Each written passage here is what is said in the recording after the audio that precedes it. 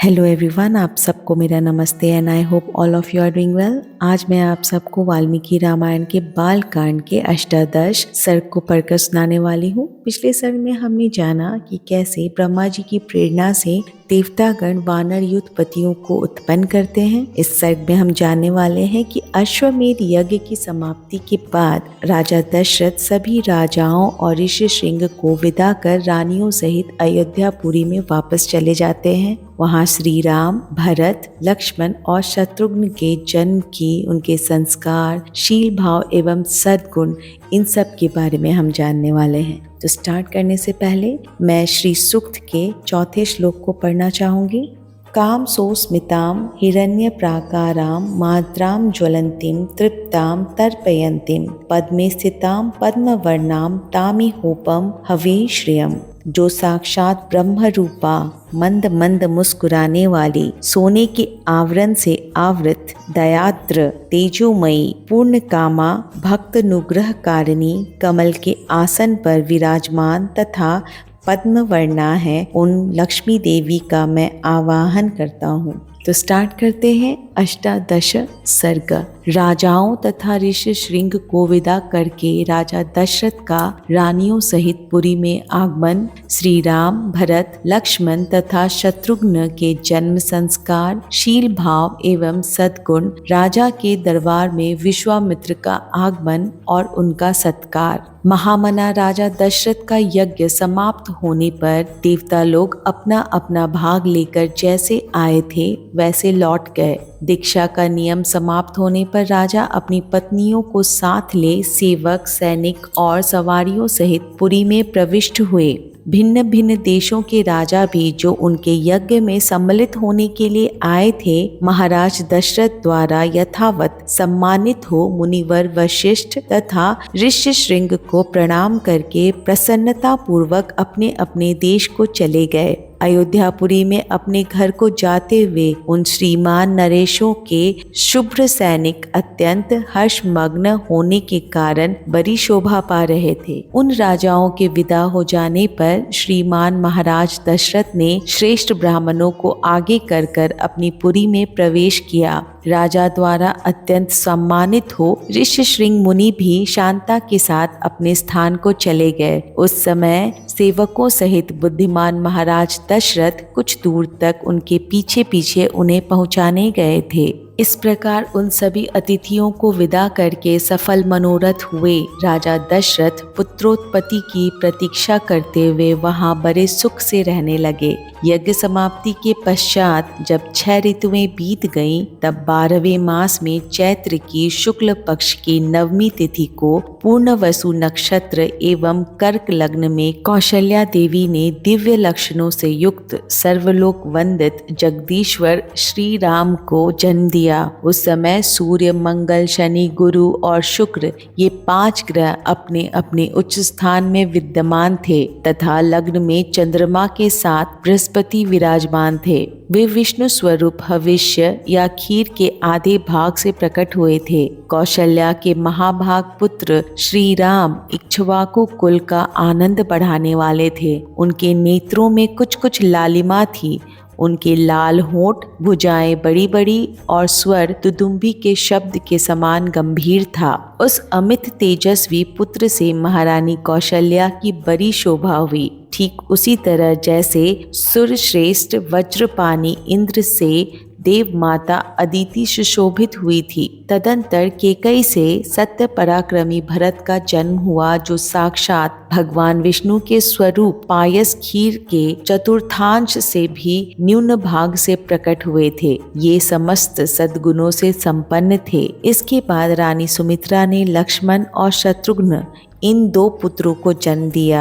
ये दोनों वीर साक्षात भगवान विष्णु के अर्धभाग से संपन्न और सब प्रकार के अस्त्रों की विद्या में कुशल थे। भरत सदा प्रसन्नचित रहते थे। उनका जन्म पुष्य नक्षत्र तथा मीन लग्न में हुआ था। सुमित्रा के दोनों पुत्र अश्लेषा नक्षत्र और कर्क लग्न में उत्पन्न हुए थे। उस समय सूर्य अपने उच्च स्थान पर विराजमान थे। राजा दशरथ के ये चारों महामनस्वी पुत्र पृथक पृथक गुणों से संपन्न और सुंदर थे। ये भाद्रपदा नामक 4 तारों के समान कांतिमान थे।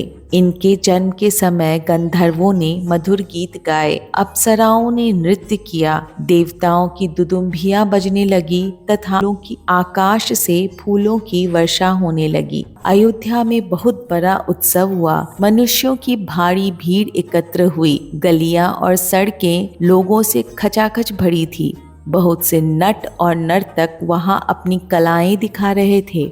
वहां सब और गाने बजाने वाले तथा दूसरे लोगों के शब्द गूंज रहे थे। दीन दुखियों के लिए लुटाए गए सब प्रकार के रत्न वहां बिखरे पड़े थे। राजा दशरथ ने सूत, मागध और का बंदीजनों को देने योग्य पुरस्कार दिए तथा ब्राह्मणों को धन एवं सहस्त्रों गोधन प्रदान किए। 11 दिन बीतने पर महाराज ने बालकों का नामकरण संस्कार किया। उस समय महर्षि वशिष्ठ ने प्रसन्नता के साथ सबके नाम रखे। उन्होंने ज्येष्ठ पुत्र का नाम राम रखा। श्री राम महात्मा परमात्मा थे। कैकेयी कुमार का नाम भरत तथा सुमित्रा के एक पुत्र का नाम लक्ष्मण और दूसरे का शत्रुघ्न निश्चित किया। राजा ने ब्राह्मणों, पुरवासियों तथा जनपद वासियों को भी भोजन कराया। ब्राह्मणों को बहुत से उज्जवल रत्न समूह दान किए। महर्षि वशिष्ठ ने समय समय पर राजा से उन बालकों के जात कर्म आदि सभी संस्कार करवाए थे। उन सब में श्री रामचंद्र जी ज्येष्ठ होने के साथ ही अपने कुल की कीर्ति ध्वजा को फहराने वाली पताका के समान थे। वे अपने पिता की प्रसन्नता को बढ़ाने वाले थे। सभी भूतों के लिए वे स्वयंभू ब्रह्मा जी के समान विशेष प्रिय थे। राजा के सभी पुत्र वेदों के विद्वान और शूरवीर थे। सबके सब लोग हितकारी कार्यों में संलग्न रहते थे। सभी ज्ञानवान और समस्त सद्गुणों से संपन्न थे। उनमें भी सत्य पराक्रमी श्री रामचंद्र जी सबसे अधिक तेजस्वी और सब लोगों के विशेष प्रिय थे। वे निष्कलंक चंद्रमा के समान शोभा पाते थे। उन्होंने हाथी के कंघे और घोड़े की पीठ पर बैठने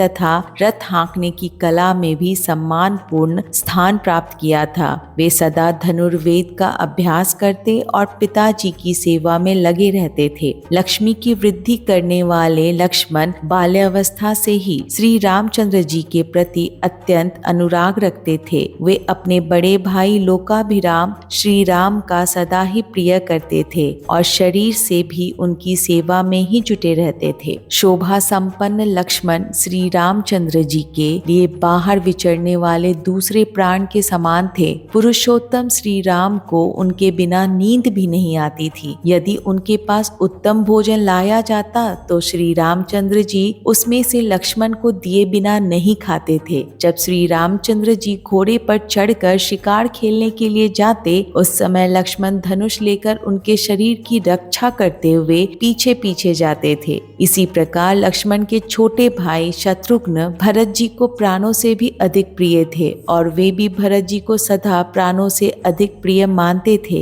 इस 4 महान भाग्यशाली प्रिय पुत्रों से राजा दशरथ को बड़ी प्रसन्नता प्राप्त होती थी। ठीक वैसे ही जैसे 4 देवताओं दिक्पालों से ब्रह्मा जी को प्रसन्नता होती है। वे सब बालक जब समझदार हुए तब समस्त सद्गुणों से संपन्न हो गए। वे सभी लज्जाशील, यशस्वी, सर्वज्ञ और दूरदर्शी थे। ऐसे प्रभावशाली और अत्यंत तेजस्वी उन सभी पुत्रों की प्राप्ति से राजा दशरथ लोकेश्वर ब्रह्मा की भांति बहुत प्रसन्न थे। वे पुरुष सिंह राजकुमार प्रतिदिन वेदों के स्वाध्याय, पिता की सेवा तथा धनुर्वेद के अभ्यास में दत्त चित्त रहते थे। एक दिन धर्मात्मा राजा दशरथ पुरोहित तथा बंधु बांधवों के साथ बैठकर पुत्रों के विवाह के विषय में विचार कर रहे थे। मंत्रियों के बीच में विचार करते हुए उन महात्मा नरेश के यहाँ महातेजस्वी महामुनि विश्वामित्र पधारे। वे राजा से मिलना चाहते थे। उन्होंने द्वारपालों से कहा, तुम लोग शीघ्र जाकर महाराज को यह सूचना दो कि कुशिक वंशी गाधी पुत्र विश्वामित्र आए हैं। उनकी यह बात सुनकर वे द्वारपाल दौड़े हुए राजा के दरबार में गए। वे सब विश्वामित्र के उस वाक्य से प्रेरित होकर मन मन ही मन घबराए हुए थे। राजा के दरबार में पहुंचकर उन्होंने इक्ष्वाकु कुलनंदन अवध नरेश से कहा, महाराज, महर्षि विश्वामित्र पधारे हैं। उनकी यह बात सुनकर राजा सावधान हो गए। उन्होंने पुरोहित को साथ लेकर बड़े हर्ष के साथ उनकी अगवानी की, मानो देवराज इंद्र ब्रह्मा जी का स्वागत कर रहे हों। विश्वामित्र जी कठोर व्रत का पालन करने वाले तपस्वी थे। वे अपने तेज से प्रज्वलित हो रहे थे। उनका दर्शन करके राजा का मुख प्रसन्नता से खिल उठा और उन्होंने महर्षि को अर्घ्य निवेदन किया। राजा का वो अर्घ्य शास्त्रीय विधि के अनुसार स्वीकार करके महर्षि ने उनसे कुशल मंगल पूछा। धर्मात्मा विश्वामित्र ने क्रमशः राजा के नगर, खजाना, राज्य, बंधु बांधव तथा मित्र वर्ग आदि के विषय में कुशल प्रश्न किया।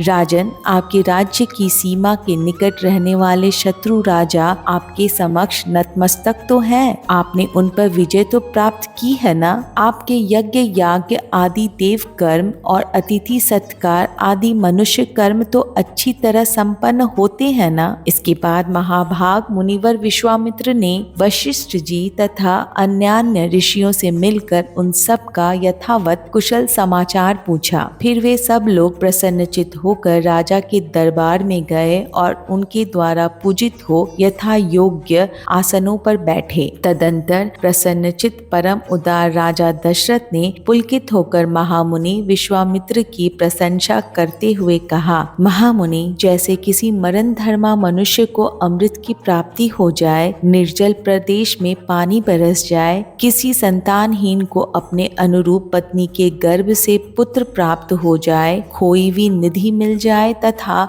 किसी महान उत्सव से हर्ष का उदय हो, उसी प्रकार आपका यहाँ शुभागमन हुआ है, ऐसा मैं मानता हूँ। आपका स्वागत है। आपके मन में कौन सी उत्तम कामना है जिसको मैं हर्ष के साथ पूर्ण करूँ? ब्राह्मण, आप मुझसे सब प्रकार की सेवा लेने योग्य उत्तम पात्र हैं। मानद, मेरा अहोभाग्य है जो आपने यहाँ तक पधारने का कष्ट उठाया। आज मेरा जन्म सफल और जीवन धन्य हो गया। मेरी बीती हुई रात सुंदर प्रभात दे गई, जिससे मैंने आज आप ब्राह्मण शिरोमणि का दर्शन किया। पूर्व काल में आप राजर्षि शब्द से उपलक्षित होते थे, फिर तपस्या से अपनी अद्भुत प्रभा को प्रकाशित करके आपने ब्रह्मर्षि का पद पाया। अतः आप राजर्षि और ब्रह्मर्षि दोनों ही रूपों में मेरे लिए पूजनीय हैं। आपका जो यहाँ मेरे समक्ष शुभागमन हुआ है, यह परम पवित्र और अद्भुत है। प्रभु, आपके दर्शन से मेरा घर तीर्थ हो गया।